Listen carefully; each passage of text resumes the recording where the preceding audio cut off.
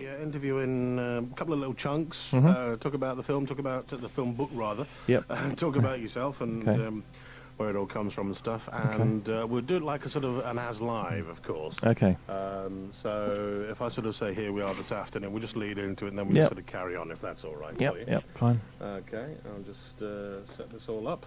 Okay. I don't think I need to be out of here. No, not until then, that's for certain. Right, okay, that'll do me. And, okay, here we go. So here we are, at the afternoon show at BBC Radio Cleveland. And, well, if the names Kenneth Williams, Sid James, Charles Hawtrey, Hattie Jeggs, Barbara Windsor mean anything to you, or if I mention those names to you, probably the first thing you think of the Carry On movies. Carry On Camping, my favourite, Carry On Up the Khyber, Carry On Cleo, Carry On Columbus, of course, the most recent movie from 1992. And if you're a bit of a fan of the Carry On movies, you're thinking of the ideal Christmas stocking filler for somebody, then Mark Campbell's offering Carry On Films, which is out in the shops now, price $3.99, is a pretty good bet. It's the definitive guide, I think, Mark, isn't it? Yeah, hopefully, yes. There are many books out there, but mine is the cheapest and hopefully one of the one of the best ones. Yes. So how did you get involved with the book? I mean, obviously, you've written it. I presume that you've had a lifelong interest, or certainly a long interest in the movies. Yeah, I mean, I'm a freelance writer, so I've done a few of these Pocket Essential books before. I've always been a fan of Carry-Ons. They've always been on telly, and I've always enjoyed them, and friends say I've got the same kind of terrible sense of humour as the Carry-Ons. So when I suggested doing this, it seemed like a good choice, really. So I spent a couple of months watching the films again. I mean, I'd seen most of them, a few I hadn't, so I caught up with those. And I had to sort of convince my wife that it was work. It was really... That would have been an interesting conversation. Yes, yeah, she'd come home from her work, which she works as a teacher, and I'd just say, well, I've been watching Carry On Up the Khyber today, but she's been getting stressed with kids in the classroom all afternoon. Yeah. You've basically just been laughing your socks off. Yeah, pretty much. And that's, honestly, darling, it's work, honestly, exactly, yes. He says, opening another beer. Yes, yes. But there you go. So what, you mentioned that you'd obviously, you used to see them on the TV when you were young. What was the first one you actually saw? I have very strong memories of Carry On Jack, which was one of the early colour ones, set in the sort of Napoleonic Wars, which I loved as a child, full of kind of daring do and sort of ships and fighting and pirates. And then when I came to watch it again for the book, I thought it was awful. Very, very poor. What I liked about the book was that, in fact, actually, it's sort of like an essential guide. It gives you, a film rundown of when the film was made and who was in it, the cast list and stuff like that. And also locations, so you can actually go back and see where they actually made it and stuff like that. And then there's like a sort of a synopsis and a review of it as well. Which sort of goes back and tells you also as well some sort of stories from behind the scenes. Tell us more about that. Well, I mean, the bulk of the book, as you say, is made up of a review of the film, so it looks into how it was made, the kind of the performances, and whether they... Often I kind of mention Kenneth Williams' diaries, because he's very interesting views about the films. Generally speaking, he did films, and then he said, "Oh, I'm not going to do that rubbish again," and then he was in the next one, and he often would say that about films. But he enjoyed making them, and I think he enjoyed the kind of family atmosphere on set. But yeah, essentially the book is kind of just looking at them in depth, as just looking at the films almost in isolation, not so much the whole history of where they came from and where they're going to, but just looking at them, are they funny at the end of the day? And most of them are, I think. They tell. Do you think they're of their time? Do you think if they came to be made today, they just wouldn't be the same, would they really? No, I mean, they did try that with Columbus, which was made so many years after the event, and a lot of the original cast had died or weren't available. And I think that bombed for the reason that the script was terrible, really. I mean, there was barely a joke in it. It's a pity because you had lots of talented comedians in it, lots of newcomers doing who you'd think would do very good performances. But I mean, it was shot very quickly, very cheaply, and with a poor script. And what do you expect? So that was a sort of sad end to the films. Yeah. The concept behind the films, how did that actually start off to begin with?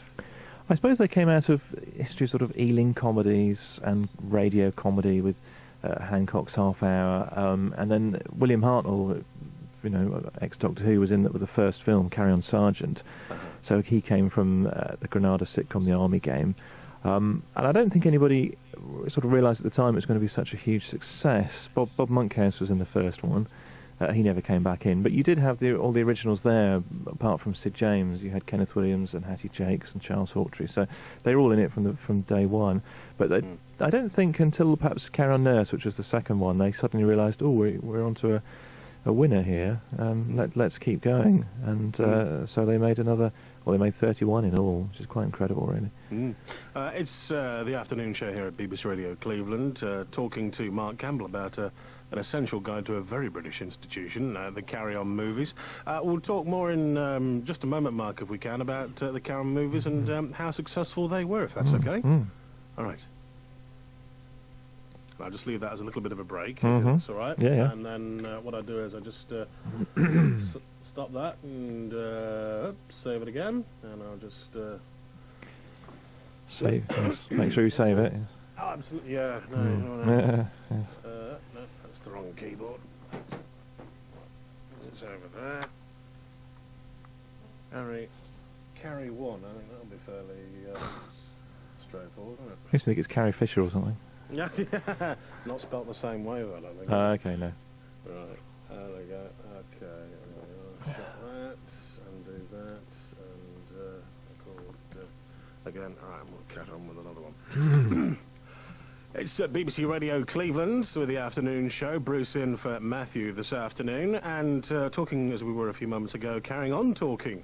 What a double entendre and a pun. Slip of the tongue there. Sorry, Mark Campbell on the other end of the line here, talking to us this afternoon about the essential guide to a very British institution, the Carry On movies. And thanks once again for joining us, Mark. You mentioned, what was the first movie again? Carry On Sergeant, 58. Yeah. And then you mentioned as well, I think it was Carry On Nurse, wasn't it? That's right. The second one, they realised then they were perhaps onto something. Where did it sort of peak, really, for the Carry On movies in the 60s? What was particularly the most successful movie? Because, I mean, what we forget is we see all these on the TV, but these were at the cinema, weren't they, originally? Oh, yeah, people would flock to see the latest Carry On film. I think the peak, for me, was the sort of tail end of the 60s. You've got Carry On, I suppose, start with Carry On... Carry On Up the Khyber, which is for most people the most popular one. You've got Carry On Camping, but I mean just before then you had a whole brilliant period with Carry On Cleo, Carry On Cowboy, which is an excellent one, Carry On Screaming, which is the great sort of spoof of the Hammer horror films. So I think that kind of period, sort of mid to late 60s, they were really on a roll. They could do no wrong. And so they were incredibly popular and popular overseas as well.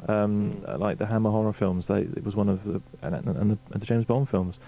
They were a very, very successful British export, really, if you like. Yeah, that's it. I mean, because in fact, I mean, I think there's still cable TV channels in America that still show these things non-stop or something. Somebody said to me once. I don't know, quite possibly. I mean, I spoke to somebody from New Zealand the other day who'd never heard of them. So, oh right, okay. Just to, but I don't. So I don't know. I mean, it could be that of their time they were incredibly popular, but now perhaps they're just sort of uniquely British. I don't know whether they do travel now. I'm not so sure now, because I think they just don't make any more. So, but they're coming out next year on DVD and sort of lovely new editions and commentaries and trailers and this, that, and the other. So they are proving very popular at the moment. And outtakes and offcuts. And I hope so. Like yes, I don't know how much was kept. I mean, I think the whole process was so streamlined. I'm not sure how much was kept. I mean, some of the outtakes you see in the films, because they only did sort of 1 or 2 takes.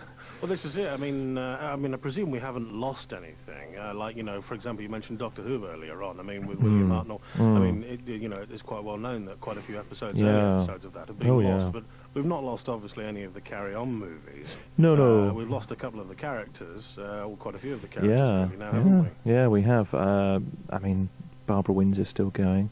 But she often mentioned she was only ever in 10, which 10 out of 31, you know, she wasn't in the majority of them by any means. But yeah, most of the greats, Kenneth Williams, Sid James, Charles Hawtrey, obviously, Hattie Jacques, yeah, the list goes on. It's very sad, really. You mentioned, you mentioned earlier on, it was like, you know, some of the outtakes are actually in the movies. Mm. What probably people don't realise is when we think of Lord of the Rings or Harry Potter today, you know, it's Lord of the Rings epic. It's taken about 6 years for the whole thing to be put on the screen. I mean, these things were put together in about 6 months, weren't they, or even less? Oh, less. I mean, the actual shooting would probably take sort of 3 or 4 weeks at the most. And they would, if they were happy with the first take, that was it. They'd use it. There's none of this business about going on to do, you know, hundreds of takes. And you can tell that. There's a wonderful scene in Carry On Cleo, where Kenneth Williams is delivering this great oration in the style of Winston Churchill, and the chap next to him starts laughing, starts corpsing, you know, and trying to hide it, and it's wonderful because it makes it even funnier, I think, to see these actors enjoying it. I always thought that was meant to be in the film. I didn't realise that was actually happening. Do you know what I mean? No, because in the sense that in the context of the scene, the other character shouldn't really be laughing, but he's trying to sort of stop himself because Kenneth Williams is delivering this stuff and getting more and more sort of verbose in his delivery that who knows what's going to happen next. It's wonderful. I didn't realise. I thought that was meant to be it. The things you find out. Is there any more little gems of information like that? Well, to be honest, I mean, I've looked in their entries in my book for things that go wrong when you watch them, but they're not that many. I think it just goes to show that this is a tremendously professional outfit. Okay, they were done on the cheap, they were done quickly, but the directors, the producer, the cast all gave, you know, of their best in the vast majority of the films. I think that's what makes them good now, because okay, they were cheap little films, but they stand up really well, especially the historical ones. I think that's why Khyber is so popular, because there's that mixture of historical setting and the same kind of cast. Is very funny from the word go. I mean, I'll come back to that in just a moment. I mean, you said it's a very professional setup. I mean, away from the Carry On set, not many of the cast mixed with each other, did they? I mean, Kenneth Williams, we all know, was you know, notoriously a loner. But apart from the famous sort of liaison between Sid James and Barbara Windsor, they sort of very much went their own ways, didn't they? And then came back and did the one thing together, and then went away again and did their own thing, didn't they? Yeah, Barbara Windsor was very close to Kenneth Williams. I mean, they had a sort of off-screen rapport very, very strongly. But yeah, generally, although they come across on screen as this wonderful chemistry between all the characters, at the end of the day they were just jobbing performers, and they weren't particularly interested in seeing each other off screen. I don't think they were particularly well paid, were they, either? No, the Kenneth Williams, the most he got was £5,000. He and Sid James were the highest paid, and that never went up, that figure. And they signed away any... Did they get any repeat fees? No, they signed away all rights to repeat fees, to you know, DVD, video. Obviously, DVD wasn't video. You know, was in nobody's minds at the time. But no, that was it. It was a one-off payment. So the guy who made money is Peter Rogers, the producer of the series. I mean, just as a final thought. I mean, you mentioned, as I said, and you said.